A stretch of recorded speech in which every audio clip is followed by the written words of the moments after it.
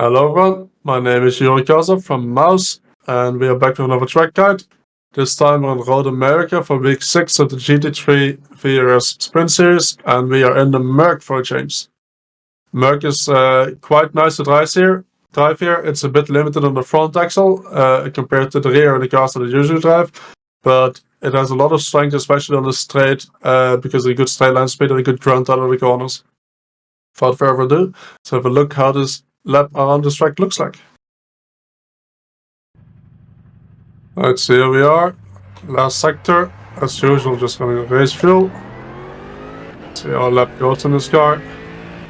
And the Merc is always strong here. It's good on the straight line, it struggles a bit in the middle sector, but it makes up for that in the first and last sector with its longer straights and higher speed corners.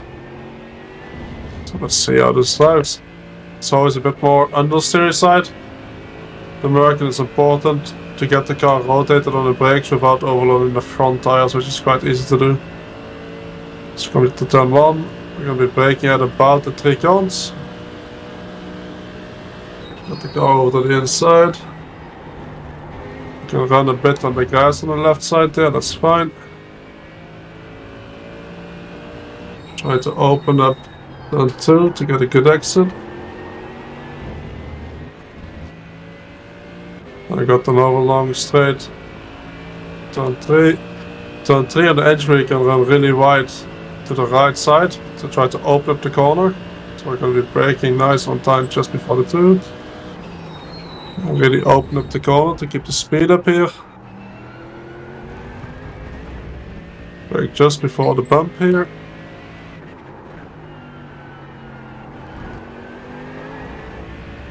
And slowly turn in. Try to keep the rotation going through there. Brake just before the 2 here.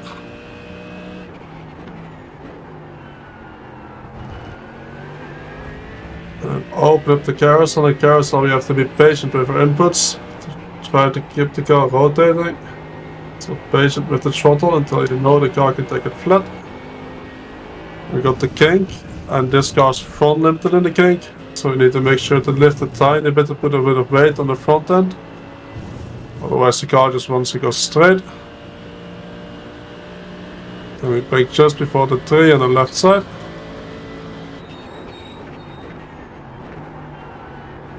Run wide on the exit. All the way to the right side. And then this is again almost flat. A small lift to get a bit of weight on the front. And brake in the middle of the 2 lines. Patient on the entry, and then make sure you get a good exit out of here. That's a lap in the Merc around Road America. Let's have a look from the outside cam to go into a bit more detail.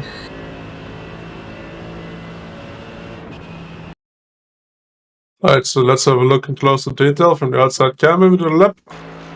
Run up to turn 1, we just keep it to the left side, and I brake just before the 3 cones here. And what you need to do here in the Merc especially is put enough weight on the front so the car has rotation, but not too much that you overload the front tire and the car immediately will start going straight. And you do that by putting the right amount of brake pressure that the rear starts being a bit light, without putting so much brake on that you overload the front and then the car just wants to understeer. So we brake just before the 3. Again, keep it as far to the left side as you can. It's important to keep the speed up. Use the inside curb. And then on the exit here, you can run with the left side tires over the grass here, as long as you have your wheels straight. And the car's not going to lose grip on the rear side and go into the inside wall. If you're turning a lot while you're on the grass here, the rear might get a bit loose and upset, and you might have like a small tank slapper and even end up in the wall. So make sure you have the wheels straight if you use this bit of grass here. But again, as long as you have the wheel fairly straight here, nothing's going to happen to the car, it just takes it. And we can run a bit wider on the exit, allowing us to carry a bit more speed through the corner. Then turn 2, we're going to be looking at the stripes on the road here. There's markers on the left side as well, but they're really far away from where you want to be looking, which is roughly towards the apex. So I look at the stripes and brake about in the middle of the 2 stripes. So in the middle here, before the first stripe, down 1 gear. And important to set up the car here well to get a good exit from the corner. The off track here is if your right side tires are on the curb, I think, when you hit the patch of grass. If you hit the patch of grass slightly with the left side tires, it's fine without getting the off track. And again, you want to make sure that you get a good run out of the corner there for the big run up to turn 3. And for turn 3, you want to be spotting your braking point, and you want to be looking at the 2, and you want to brake in a straight line, but after the 2 marker, the gravel on the right side here goes to normal tarmac. And we are allowed to use that tarmac. And what that means is that we don't want to be hugging the white line on the right side. We want to be slightly to the left and then brake in a straight line onto that tarmac. And it looks a bit like this. So we're coming in, again, not hugging the right side white line, braking in a straight line, brake just before the 2, and then we go straight and make sure to keep your left side tires on the curb here. If you go too far to the right and go off the curb with the left side tires, you're going to get a slowdown. So we want to brake in a straight line and keep the left side tires on the curb, and that way we open up the corner here as much as we can. And we get to the top of the hill here, and it's important, if you look, there's a small kind of bump before you get to the top of the hill. And we want to use that bump to brake exactly there to put weight on the front and get turning for the corner. So if you look from here, there's about an edge here and about an edge here, and you want to brake in the middle of those. Let's go to the onboard, maybe we can see it a bit better. You go from here. You can see from here to here, the road goes a bit straight. And we want to use that bit of straight before we get to the top of the hill to brake and get a bit of weight on the front, so that when we get there, the car wants to turn into the inside. So we want to use that bit on the top of the hill to brake there. And again, that starts about here and ends about there, and we want to use that to brake, put a bit of weight on the front, and then when we start turning in, the car actually has front end and wants to go to the apex instead of wanting to understeer wide. Don't run too wide on the exit here. More important to get a good exit from the apex here, so don't run into the corner too fast. Then we get the kink, and the kink is tricky. It's almost flat out, but you want to lift a bit to put a bit of weight on the front. If we just keep going flat out until we're at the apex, all the weight will be at the rear end of the car, and the car will not want to turn through the corner. So while you're turning in, I like to go off the throttle a bit. That again slows the car down a tiny bit and puts a bit more weight on the front. And what that more weight does is it helps get the car around the corner. And then I use the grass a bit on the inside as well to get the car to rotate a tiny bit more even. And again, it's really easy to understeer here on the exit and hit the grass on the exit. So you want to make sure that you're lifting before you get to the apex and not after. And we're going to be looking at the 2 here. Again, there's also a white line on the road. I want to be braking 5 to 10 meters before that 2. The entry speed here is not that important. It's really easy to, again, go in a bit deep with the Mercedes and then lose a lot of time through the corner. So I want to be braking a bit before that. You want to be using the inside curb here. There's a bit of camber to the curb, which helps your car get pulled around the corner. Then we get the carousel. You want to be opening this up as much as you can from the left side. And in the carousel, we want to make sure to give the front end as much grip as we can without losing the rear. And in the Merc, it struggles for front end in this corner. In other cars, it might be a bit different, but you want to balance how much grip you give to the front end with your brake and throttle pedal. The more you're on the brake in the middle of the corner, the more the weight goes to the front, the more oversteery the car will be. The more you only lift or even not lift completely, the weight will be on the rear, and the more understeery the car will be.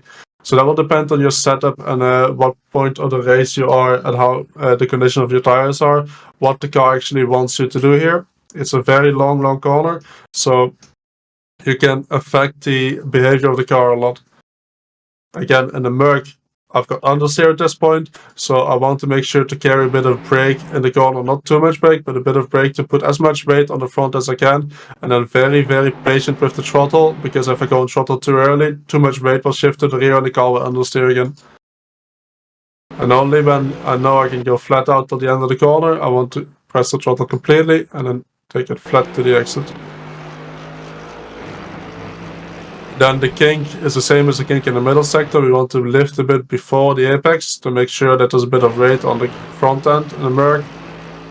In other cars, like the Porsche used to be, it's very snappy. The rear's limited instead of the front, like the Merc. In that car, you want to make sure that you're not lifting just before the apex, because that will again put more weight on the front and make the car even snappier. Then we get a long straight again, which favors the Merc. We're going to be looking at 3 here for Canada corner. Brake just before the 3. You can go down to 3rd or 2nd gear here, both work. Use all the road on the exit. Right side again. Put your right side tires as close to the guys as you want here, because the next corner is again almost flat. Again, in the Merc it tends to understeer, so you want to be lifting a bit towards the apex to put a bit of weight on the front. You can use this exit road on the right side here, as long as you don't run completely over the guys, obviously. You can even run, as I said, to the right side of the white line on this exit road. It won't be an off track. And then the last corner is very tricky because it's impossible in the last corner to brake in a straight line, which means that it's very easy to overload one of the tires into the corner because we can't brake in a straight line. We have to brake in turn. That means brake between the first and the second line. First line's here at the 3, the first line is at the 2. Brake between these, maybe about the middle, just after this patch of tarmac. And then try to not brake too hard, as much as the straight line as possible, towards the curb on the left side. You don't have to hit the curb. You can hit the curb, of course, but you don't have to. And try to open up the corner, keep good speed into the corner while you have the rotation that you can go on throttle before the apex. And you want to be on throttle early here. Carry the speed out of the corner, because again, the start-finish straight is a very long straight all the way up the hill. And any speed you can take out of the corner will get you a lot of time all the way up the hill here. And that's the lap in the Merc around Road America. Alright, so there you go. Another lap car completed. Again, quite a lot of very specific lines we have to take, like you see here as well, into turn 3. It's a lot of fun to drive though. It's always a lot of fun to fight as well because of the long straights. A lot of cars should be viable here again. Should be a very fun week to race, and I wish everyone good luck. If you want to see more track guides like this, make sure to subscribe to the channel, and see you for next week's guide.